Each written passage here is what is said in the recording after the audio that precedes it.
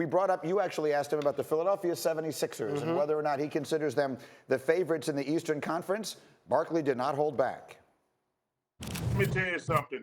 It's going to come down to Ben Simmons and Joel Embiid. At some point, them two young players who are both terrific young players. I want to repeat that. Two terrific young players.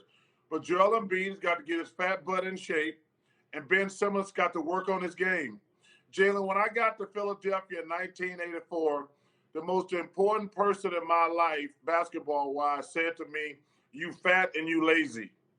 And I said, "What do you mean?" Moses Malone said, "You fat and you lazy." He made me lose 50 pounds, and the rest is history. I wonder in Philadelphia who has the courage and the chutzpah to tell Joel Embiid, "Yo, man, you got to get in shape." I wonder if they have that person on the team, or the person who has to tell Ben Simmons, "Yo, man, we just gave you $170 million. Can you please work on your jump shot?" So, I mean, Charles Barkley, always obviously frank and candid. What'd you think?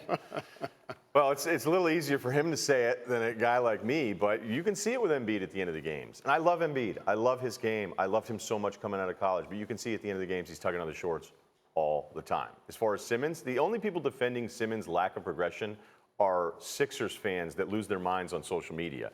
And you're right, there hasn't been an adult in the room to say to either one of these through this rebuild, this tanking rebuild, for a vet to go, "Hey guys, this is how to be a pro." This is part of the reasons why you signed Al Horford. And Charles didn't mention this, but it's the reverse version of Benjamin Button.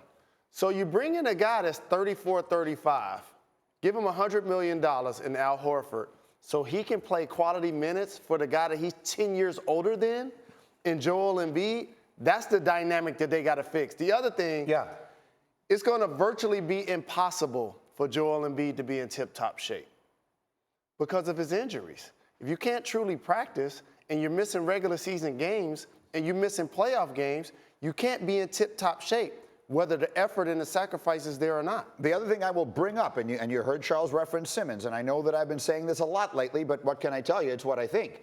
I will use it in the form of a question. Will any team ever win an NBA championship because of Ben Simmons? No. Ben Simmons will not be the best player on it. He's a good player. And at nights in the playoffs, it's really impressive when he gets it going. He's aggressive. He's in transition. But to think of him as a #1 shot-creating scoring option on a championship team, no. And the dynamics of their two best players. You want Joel Embiid left side, 12, 15 feet away, operating with a live dribble. Ben Simmons, when that's happening, is not going to be spotting up at the three line. He has to be able to make a shot outside of the paint. The point I'm making by that is, and I mean, he's obviously got a lot of good things going for him, but I don't want to hear that he's the next LeBron James. I mean, we're getting ridiculous. No, from the first year, like, wow, this could be amazing, to the second year of it's identical. I mean, those are the stakes when we start talking about you as potentially being a top 10 But guy. he's a perfect example why the regular season doesn't mirror the postseason. Right. That's why I picked the Rockets to have the best record. That's why the Bucks are going to have the best regular season record in the East, but they're not necessarily better than Philly in a 7-game series. Let me get to the other. Thanks for watching ESPN on YouTube. For more sports, highlights, and analysis, be sure to download the ESPN app. And for live streaming sports and premium content, subscribe to ESPN Plus right now.